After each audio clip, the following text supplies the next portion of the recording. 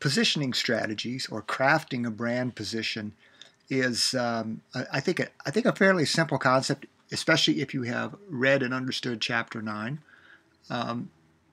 But it is a vital one. And again, this is another one that's not talked about near enough when we talk about branding activities. But positioning, and let's just define that word. Position where is a good question. From what perspective does a brand occupy a position? And the short answer is, like I've said before, every question you ask in business is, what does the target market think? Same thing here.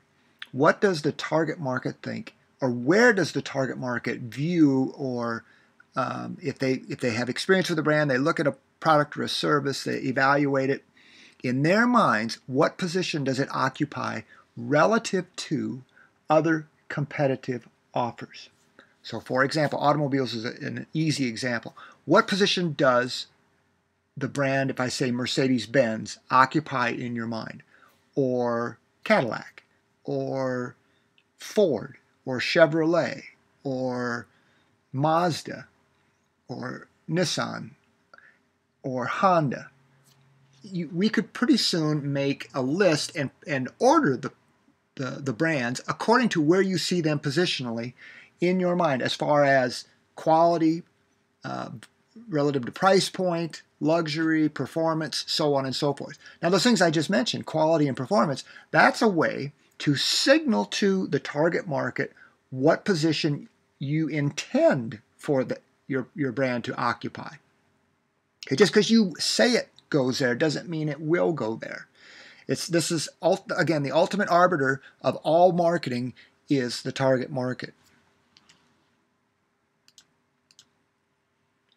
So if we're going to establish a positioning strategy, or effectively position it, you work your way backwards. Okay, who's our target market? Is it a premium automobile buyer, just to use that? Is it a entry level? Is it a middle of the road?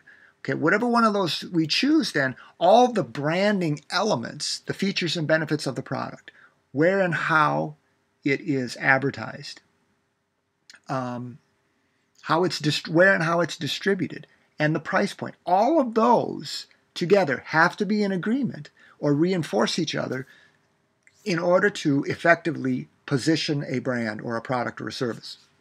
So, for example, if you're going to say your automobile is a premium automobile, which I would think we'd probably all agree that Mercedes-Benz, even though there's a lot of different price points within Mercedes-Benz. I mean, you can get into an entry-level Benz for, and I've never priced one, but like $30,000, all the way up to six figures. Well, within that range, there's quite a bit of sweep, right? But there are elements within that branding. That's why they have different classes of positioning. Just like Lexus. Okay, Lexus is a Toyota brand, but they didn't call it really expensive Toyota. They changed the name in order to make it clear to the target market that, hey, this is something different from Toyota. This is not really expensive Toyota. This is a Lexus. Different identity, different branding elements, pricing, distribution, so on and so forth. So this is why knowledge of, as this point says, identifying competition. Where do we want to be? So the real decision to make is, relative to the competition, where do we think we can, what advantages do we possess that we can bring to the market and compete successfully in a given positioning level? So this is why this term differentiation comes up when we talk about positioning. So how do we differentiate? It's not different for different's sake. It's different better at the same price point. So why is in some people's mind, Lexus, let's just say, versus Mercedes-Benz? Well, they are differentiated, but how? And I have not studied those two brands, so I couldn't answer that to any degree. But they do try to differentiate from each other. If you went to their website and read their material, you'd have hints very quickly. So as you read this, think in terms of decisions that would be made. And utterly consistent, all right? It has to be consistent. So when you work on your projects, this is what we're looking for. And these are foundational questions that need to be answered. So if you're going to launch a new product, you better understand what position it's going to occupy, because that's going to speak to the target market you've chosen, and there should be consistency there, and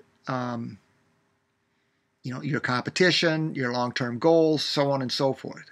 Sometimes I'll talk about repositioning a product. Well, that's moving it up or down. Typically, it's easier to move, and which is what Mercedes-Benz has done. They have extended themselves downward by having different classes of automobiles.